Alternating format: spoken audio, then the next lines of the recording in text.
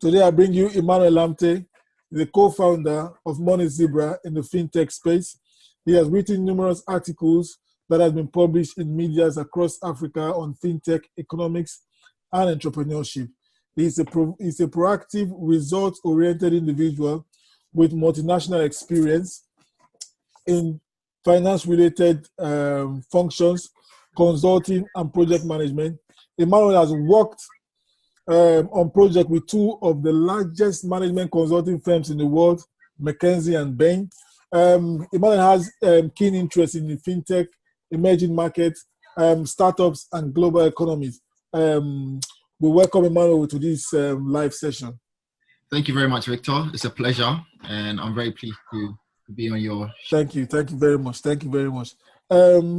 Listen, on this summit, the audience, we would love to go into your background and talk about how you became who you are right now, but there's no time for that. All we do here is about action, implementable steps. So are you up for that? Absolutely. So let's go straight into details. Say, what I want to ask you is, being knowing your background, that you worked with such amazing giant in the management consulting firms, how can we want to use your experience to come down, or let me not say come down, but to model your experience for SMEs. So what are the key drivers for SMEs that they can implement to increase revenue?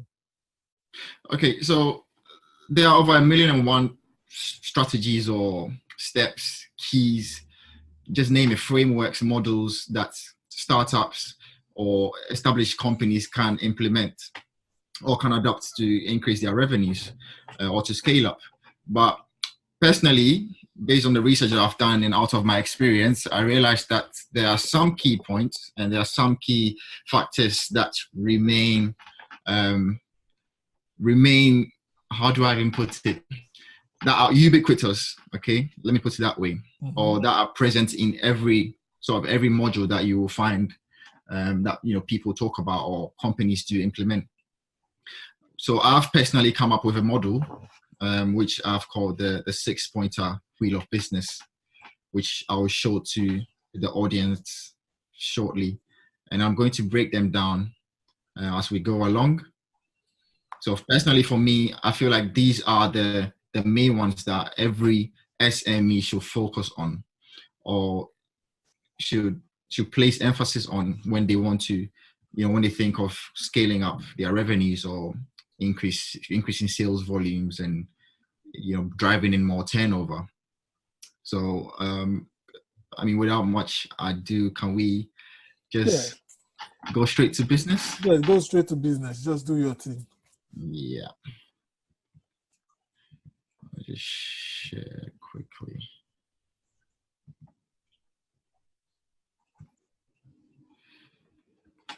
Okay. Can you see my screen, Victor? Yeah, definitely. I can see your screen. Great.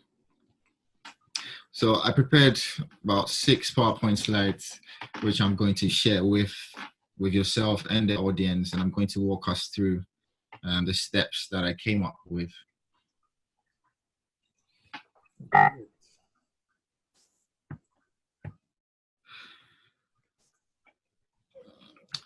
So every business, okay, whether an NGO, whether a profit-making firm, non-profit. Can you make it bigger? Oh, sorry. Of course.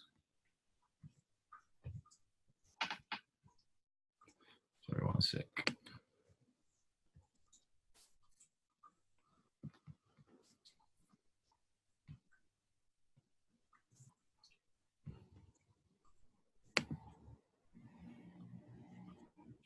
Why is it not? I'm trying to fit to the window.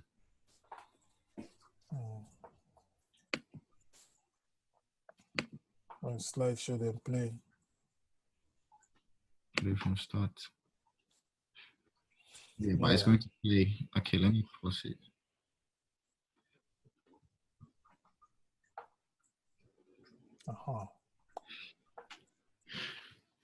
So every organization has a growth motive, and then the growth could be either expansion in terms of size and in terms of scale, or maybe expanding into new territories, expanding into new markets.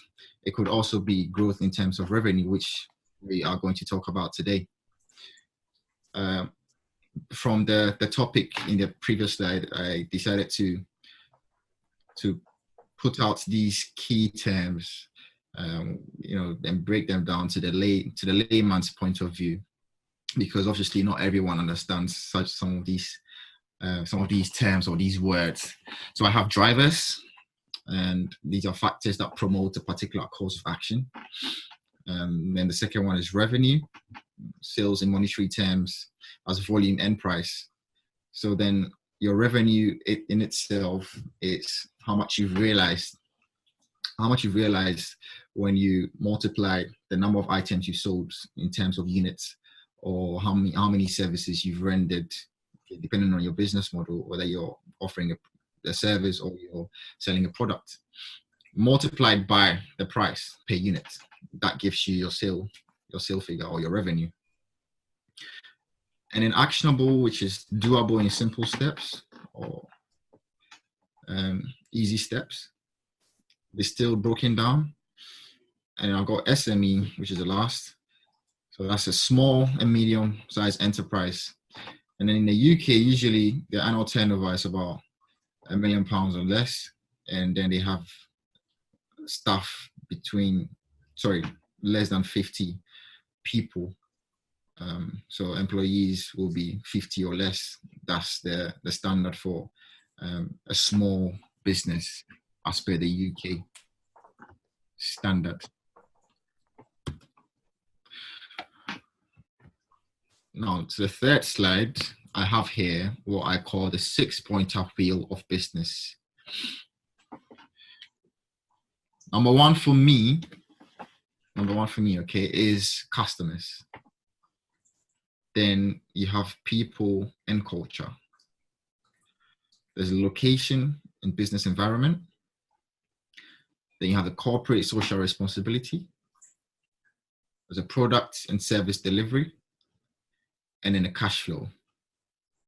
The reason why I say customers is number one for me is because your business exists because of your customers. Without your customers, your business doesn't exist. Or you don't have a business. You're running a business because you've realized a need in the market, or you realize a gap in the market, which you're looking to fill. And it's the customers that you are going to render this service to, or you're going to sell this product to. Okay, so the customer should be your number one focus as a business when you want to increase revenue. So in the next slide, I've broken them down.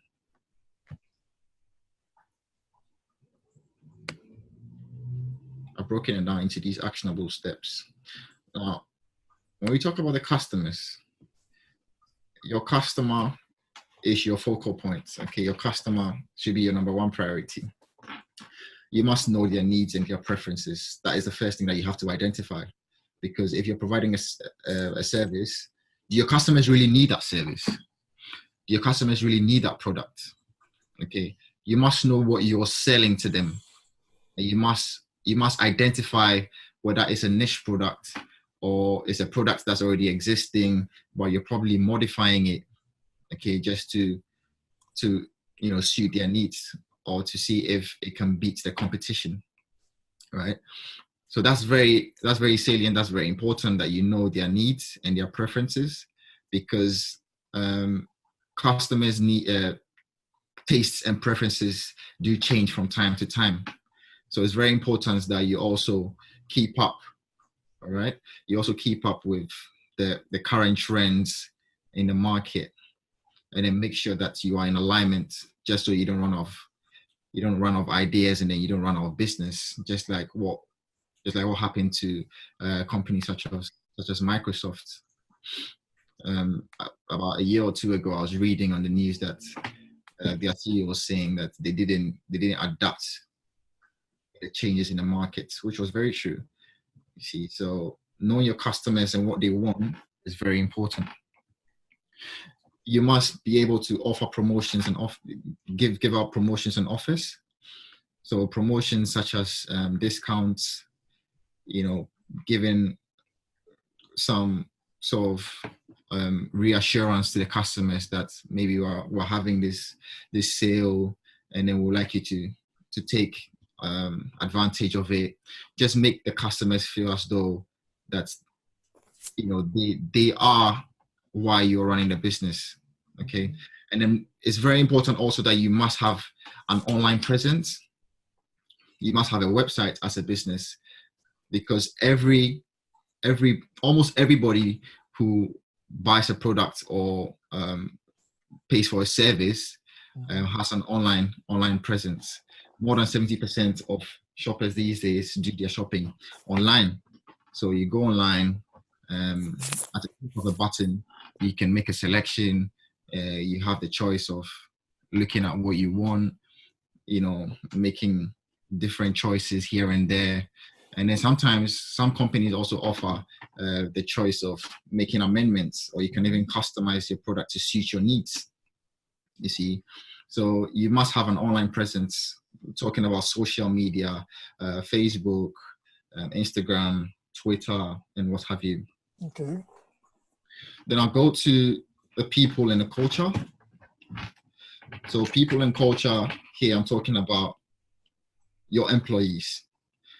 Richard Branson once said that he makes sure that he takes care of his staff, because if you take care of the staff, they'll take care of your customers, or they'll take care of your business. And eventually, your staff taking care of the customers and the business will see that your revenues are going to increase from time to time. So how do you do this? You must make sure that your team are highly motivated. You incentivize them. You don't make them feel left out. So I also put down inclusion into bracket, the bottom-up approach. This bottom-up approach essentially talks about getting people from maybe subordinates, or those at the lower level of management, okay, or the operational level, to get involved in the day-to-day decision making of the business, or the running of the business. So a company like John Lewis offers its employees some percentage of their shareholding. So they give out shares to some of their employees, and in doing that, they make them feel like owners of the business. And more or less, they are owners of the business, because once you become a shareholder, you own part of the business. No matter how small your shareholding is, or no matter how small the percentage shareholding is, you still feel as part of the leadership. Yeah. So that's what I mean by inclusion, which is the bottom-up approach, instead of going for the top-down approach, which is solely centralized around the top-level management. Make sure that your employees feel as part of the business, or as part of the company, and they can also be heard.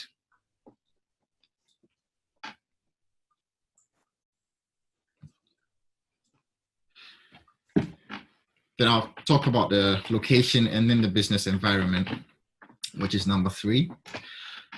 We're looking at the competitors. Before you launch out in a new environment or a new market, you must know which competitors are already in the market, or are already providing such a service or a product. Because knowing your competitors puts you in a very good place to, first of all, strategize. Because if you don't know your enemy, then you can't prepare for battle. You must know your enemy. Yes, you must know your enemy, and then know what tools, know what weapons you can marshal, or know what weapons you must have or possess in order to fight them. Absolutely. Yes. So before you get into a new location, or you get into a new market, you must know what competitors already exist in that market, just so you can brace yourself. And then you must be aware of what they are offering.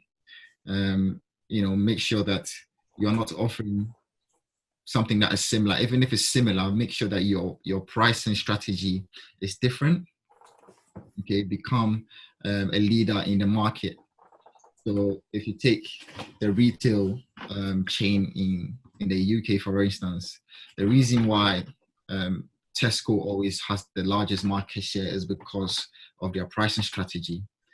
You see, and they go by every little helps. So you have to make sure that your pricing is right. You have to make sure that you know your competitors. You must be aware of the market. And then I also spoke about the product life cycle. So the product life cycle here is how long your product has been on the market or your service has been on the market. It starts from the birth, where you introduce your product, and then it goes to the growth stage, then hits maturity, and then decline. Some products don't decline at all from the market. If you take a product like Bic has been in the market for so many years now.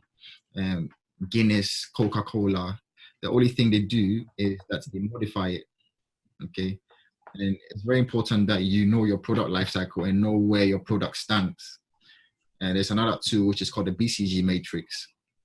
Okay, which is another tool for assessing how well your product is performing on the market. And what's that? And what's the BCG matrix? So it's a matrix that was devised, or that was launched by the Boston Consulting Group. It's also a management consulting firm, and it has been used and tested for several years now. A lot of blue chips, Fortune 500 companies apply the BCG matrix to their business modules. The BCG matrix looks at the market share of the product, okay, and then the growth, okay, in terms of how much revenue is driving in. So you have, yes, there are 4 different categories. There's the cash cow, there are the stars, there is the dogs, and then the question mark. Oh, okay. Yeah, I've come across that matrix before. Yes, that's the BCG matrix, which is also a very, very good tool in assessing your product's performance. Because sometimes you realize that a product it could be doing well, okay, but it hasn't got a high market share.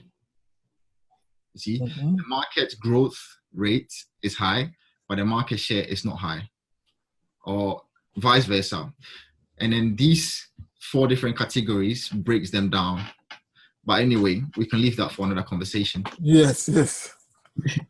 Because I don't want to delve so much into it. Okay.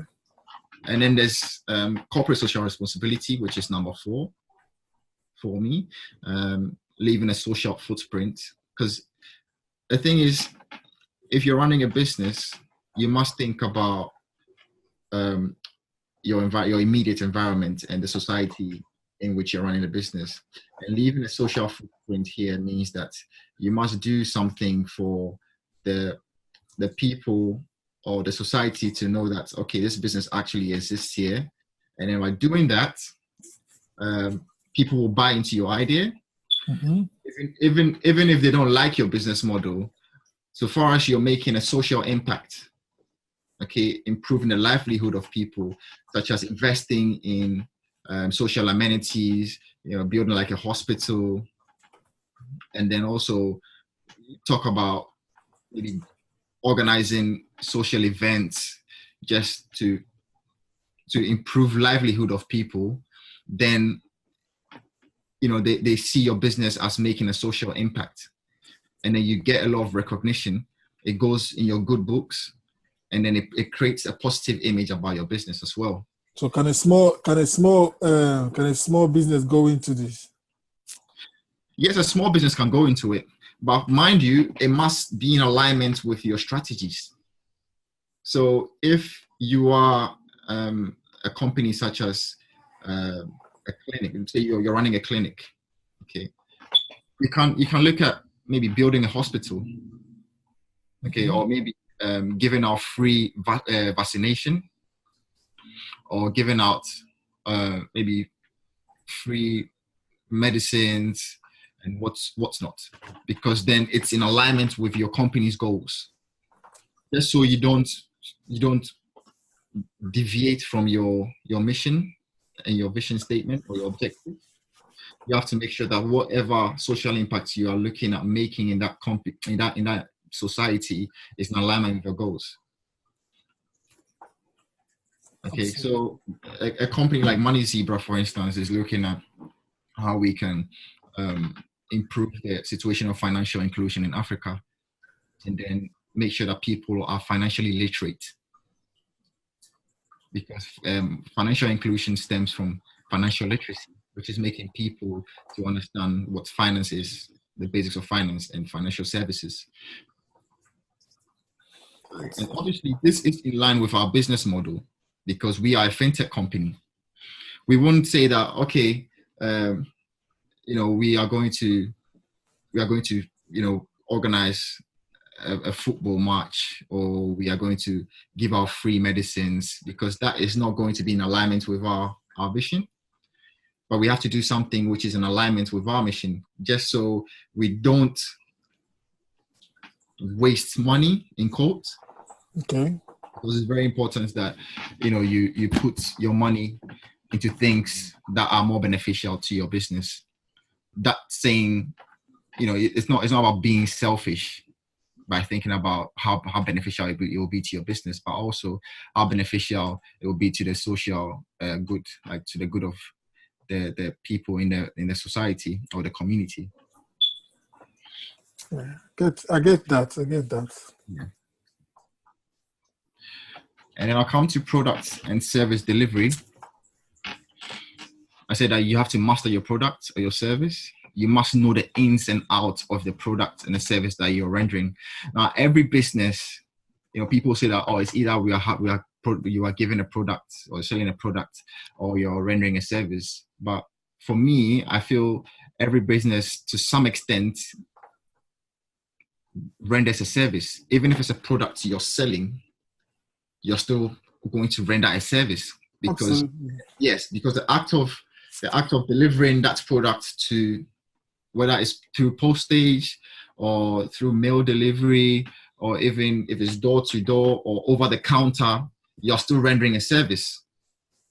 Okay, so every business renders a service no matter what, unless of course, yes, it's a pure service delivery, then you know that there's no product at all. But every business, whether a product or a service, you're still going to render a service. And then you have to give a product or a service demonstration. Let people know what your product or service is about.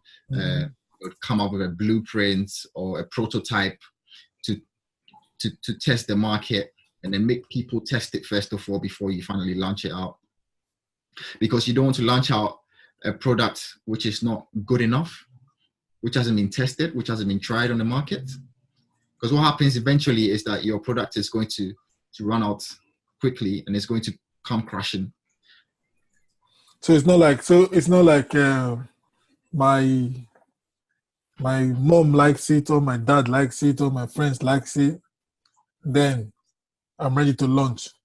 No, that's why I first of all spoke about your customers. Your number one point should be your customers. Now, which people are your customers? Have you identified your customers? If you identify your customers, you have to test your product on this customer base or this group of people by sampling them out. When you sample them out, then you can test your product or your service with your target market. Okay, so it's not about, my mom likes it, she's tried it, or she's worn my t-shirt, it looks good on her. It's completely not that. Are you going to sell your clothing to your mom? Or are you going to sell your clothing to people in your mom's age group? Or are you going to sell them to people in your younger sister's age group? The fact that your younger sister or your younger brother wore it, or you wore it, it looks good on you, doesn't mean that everybody's going to like it. That is why you have to conduct sort of a market survey to first of all see if people, like your product or your idea before you finally launch it out. Because other than that, what happens is As soon as you launch the product, fine. It might survive a couple of weeks. It might survive a couple of days, a couple of months. But in the long term, what happens to it? It will come crashing because it's not sustainable. Absolutely. And then there's what we call strategic pricing. I think I mentioned that slightly in the previous slide. You have to set your pricing such that, first of all, you're making profits, because that's the main motive. Okay, number one motive is that you set your prices in order to make profits. First of all, factor in your costs, your unit costs, production, the variables. Make sure that everything has been factored in. Delivery, and all the costs that are attributable to that to that product. Make sure that everything has been factored in before you set your margins or your markups. Okay, and in doing so, you also have to know what the market is ready to offer. Now, you might say that, oh, I'm pricing it at this amount or at this price, but are people ready to pay that much for it? If yes, how much are they willing to pay for it? Could you increase it a bit more? Could you reduce it if they're not happy to pay that much? And it also comes to what kind of product or service you're offering, because some goods and services are luxurious, are high end, So then there are a particular group of people who will be willing to pay for it. That's why it's also good to know your customers. Number one, I always come back to the customers as we go along. Because without the customer, you don't have a business, anyways. No, you don't have a business. It's just a hobby. Yes, you have to know your customers. Now, there's one key point that I do find challenging for most businesses, because I've worked with so many startups, and I've realized that looking at their balance sheets, they don't keep good cash flow. Now, cash flow is either inflow and outflow of cash. So the ingoings, the incomings, and then the outgoings. Okay. And in order to increase revenue, or in order to maintain stable revenue or profits, you must always ensure that your inflow is more than your outflow. So what's coming in is more than what's going out. It's fine to make losses in the first year. That's understandable, because in the first year, there are heavy investments. You have to pay for advertisements. You have to pay for marketing, research, and development. That is absolutely fine. It's acceptable. But you can't consistently make losses. That is why it's very important. That's why, for me, cash flow is also a very key point, very key element in sustaining your business, because it comes down to how quickly you're able to convert your stock. Stock conversion is how quickly you're able to turn your stock into sales. Yeah, well, if your cash flow, if it's for capital expenditure or infrastructure, it's okay to spread the loss. Yeah, you see, then again, it's not got much to do with capex, because this is cash. Okay. This is more of revenue expenditure. Okay. Right? More than capital expenditure. So capital expenditure is long term, but cash flow is usually related to the short term, which is revenue. Okay. And I'm talking about cash flow because that is what's used for your operations. So the running or the day-to-day activities of your business. Yes. Yeah. And I'm going to talk about stock or inventory. How quickly you're able to convert your stock.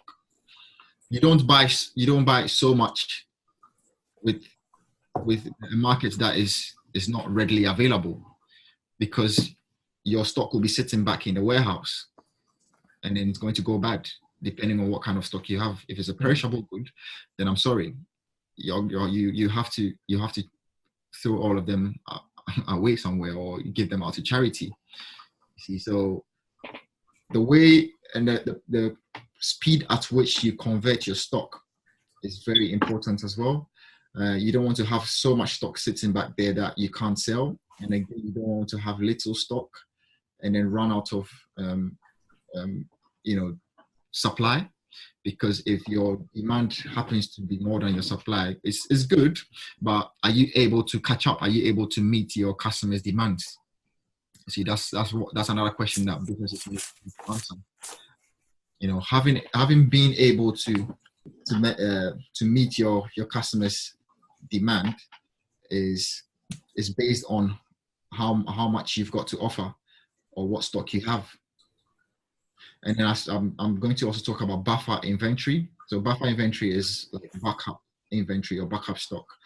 In case that you run out of stock, you know that you can always fall back on it before you place another order to your manufacturers. And then also make sure that you buy in bulk, because buying in bulk from suppliers entitles you sometimes to trade discounts. You can have some sort of percentage of from your manufacturer based on your custom, or your consistent purchases from them. And doing that also saves you a lot of money. And it's about cutting down the costs and then, increasing the revenue or increasing the sales. And then bulk orders, again, or JIT is just in time. Again, depending on your business model, sometimes, so if you're a company that's manufacturing like furniture, you don't just manufacture furniture thinking that, people are going to buy it, because these days people buy furniture according to tastes, according to the style, according to the material and how they want it. Even sometimes what you wear, like if you're offering bespoke or tailored suits, people rather come in and then they have you take their measurements and then tell you, oh, I want this particular material, I want this particular cut. So you don't just sit down and sew a bunch of suits, hang them in your shop floor, thinking that people are going to buy them. Because you are offering bespoke and tailor-made stuff, unlike what you're going to buy over the counter, off the shelf. So if you're buying it off the shelf, that is completely understandable. But if you're offering bespoke or tailor-made suits, then it has to be just in time manufacturing. Okay. Oh, that was very quick and short. I was expecting to see a bit more, but yeah, this is the end of the presentation, and I'm open to any questions if you've got any suggestions or any comments that you want to pass. Let's dedicate the next couple of minutes to questions and answers. Fantastic. Today we are very grateful for you from your busy schedule to hang out with us today and share so much knowledge and so much golden, drop some golden eggs on us for us to take, and we've taken lots of notes, and the slide will be available to download, and hopefully the transcript as well will be available to download. And we are grateful for your presence once Thank more. you for having me, Victor. For sharing us and giving us so much value today. It's a pleasure. I would also like to say I'm the type who likes to share knowledge. I like to learn. I've learned a lot from you also. I won't even lie about that. I've learned a lot from you tonight, and I'm very grateful for this opportunity, for this platform. I've been able to share knowledge on my thoughts and how to help businesses to increase their revenue margins and to grow their revenues. So thank you very much. And we can't wait for Money Zebra to take over to do some amazing stuff in Africa and in emerging markets. Watch out for us. Yeah, we're watching out. Let us know so that we'll know whatever part we can play. Yeah. We can certainly be of assist to you as well. So thank you very much for being a part of this, and we are very grateful for your presence today, Emmanuel. And we wish you well in your future endeavors, and don't be a stranger. And I must commend you, Victor. I really do like this initiative. Well done on taking this bold step to put African entrepreneurs together, or people to speak and inspire and motivate African businesses and entrepreneurs. You're doing such a good job, which I feel is commendable. So yeah, more grease to your elbow, more power to your elbow. Thank you very much. Thank you very much. And I hope to see you on bigger platforms and bigger stages at some point. It's ours to create, so we have to create them. Hosting bigger events. Yeah, we'll create them. Yeah. So all the best, Victor. And thank you very much. Take care. Yeah, bye.